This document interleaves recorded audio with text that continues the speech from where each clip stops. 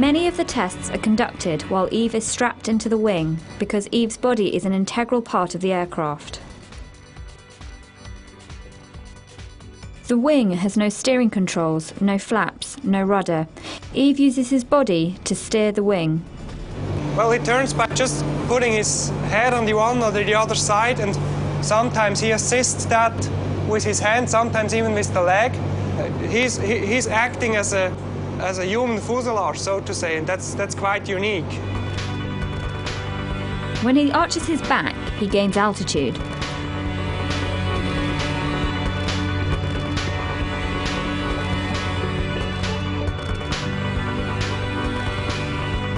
When he pushes his shoulders forward, he goes into a dive.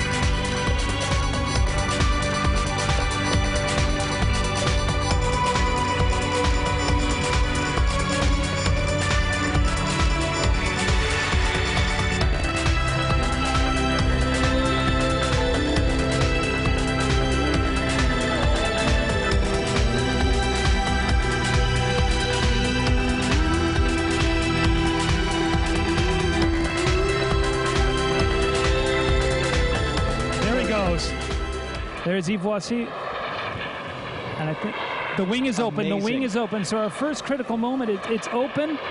He is down. Is he flying? It looks like he's stabilized. He's starting to make his climb. There's that 90-degree turn you're talking about, right. Taking him out. He's out over the channel. There is Yves Voici. There is no turning back now. He is over the English Channel and underway. Ladies and gentlemen, a historic flight has begun.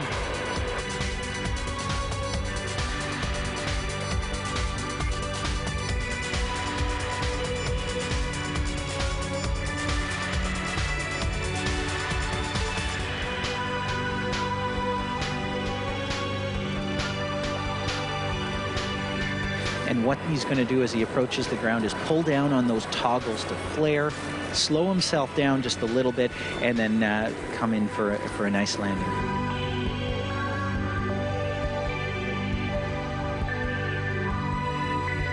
There he is. Yves Voici has landed in England. And now he's in Edinburgh. Yves Voici.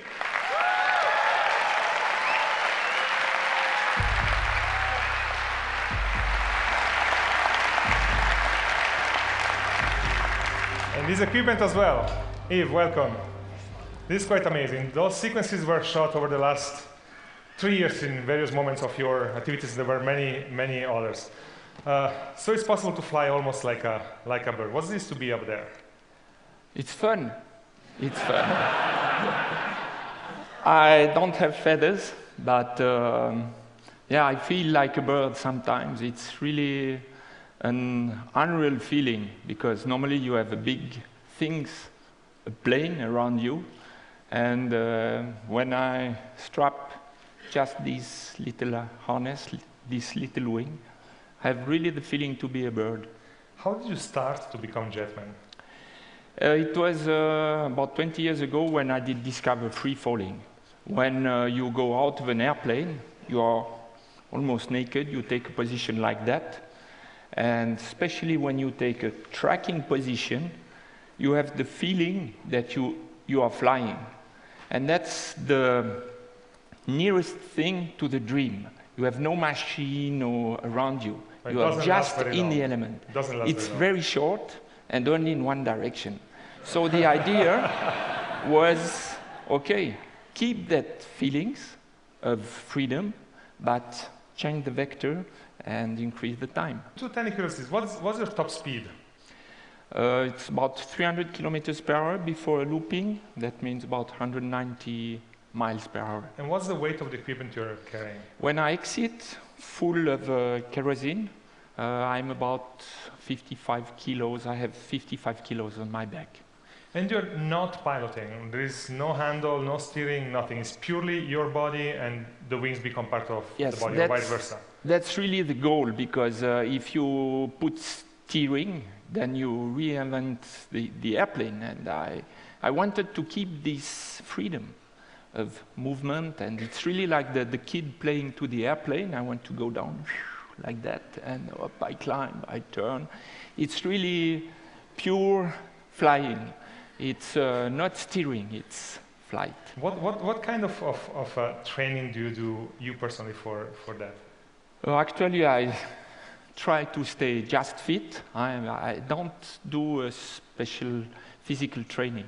Just I try to keep my mobility through new activities, you know, so that I, for example, last winter I did begin with kite surfing, so new things, so you have to adapt, because this is, I'm quite an experienced manager of system as pilot, but this is really, you need fluidity, you need to be agile and also to adapt very fast.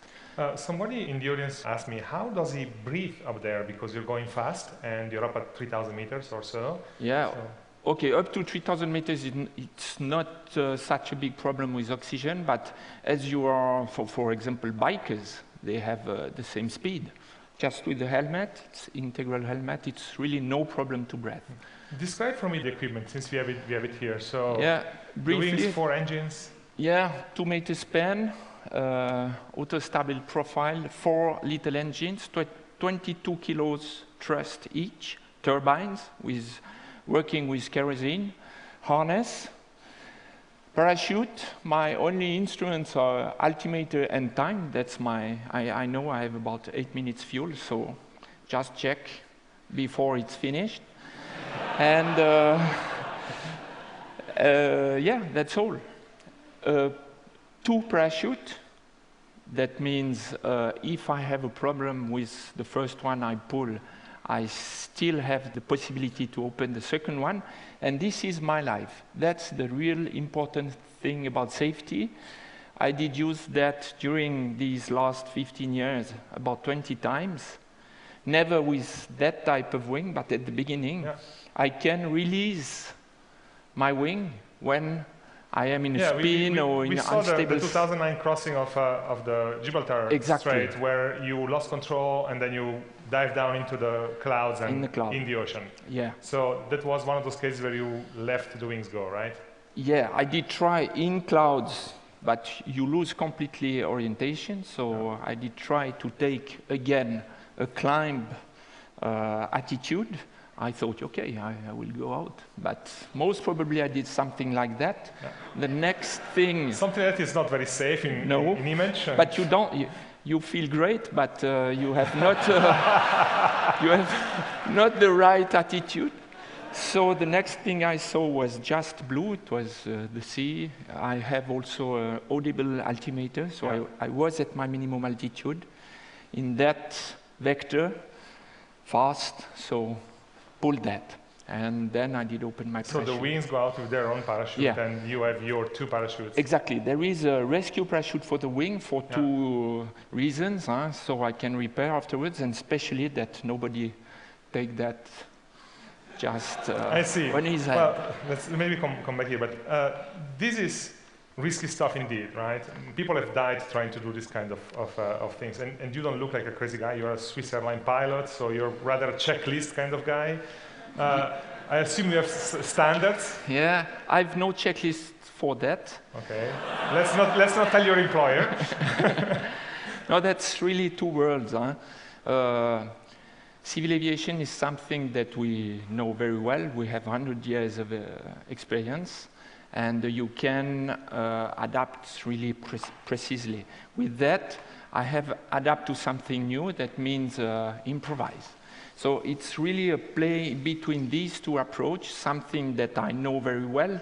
These principles, for example, we have 2 engines on an Airbus. With only 1 engine, you can fly. So plan B, always a plan B. In a fighter, you have an ejection seat. What's That's plan B my here? ejection seat. So I have the approach of a professional pilot with the respect of a pioneer in front of Mother Nature. It's well said. It's well said. What happens if one of the engines stops?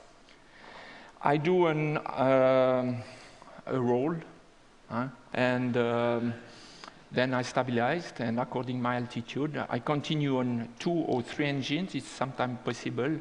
According, it's quite complicated to explain, but according at which regime I was, I can continue on 2 and try to get a nice place to land, and then I open my pressure. So the beginning of the flight is actually you jump off a plane or a helicopter, and you go on a dive, and you accelerate the engines, and then you basically take off midair somewhere. And then the landing, as we have seen arriving on this side of the channel, it's through a parachute. So just as a curiosity, where did you land when you flew over the Grand Canyon? Did you land on the rim, down at the bottom? Yeah, it was down on the bottom, and I came back afterwards on the sled of the helicopter back. Yeah. But it was too stony and full of cactus on top also. That's exactly why I asked the question. Yeah, and also the currents are quite funny there. There is a big thermal activity, big difference in altitude also, so it was much safer for me to land at the bottom. So I think that right now many people in the audience are asking, okay, when are you developing a double-seater so they can fly with you? I have a standard answer. Have you ever seen tandem birds? Perfect answer.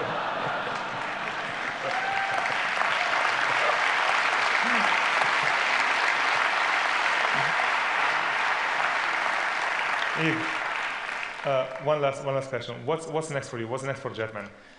First, to instruct a younger guy. I want to share it, to do formation flights.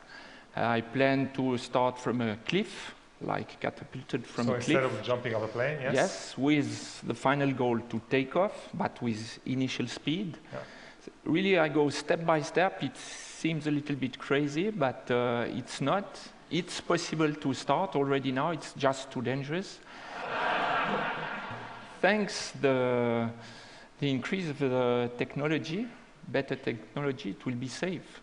And I hope it will be for everybody. Yves, thank you very much. Yves Rossi.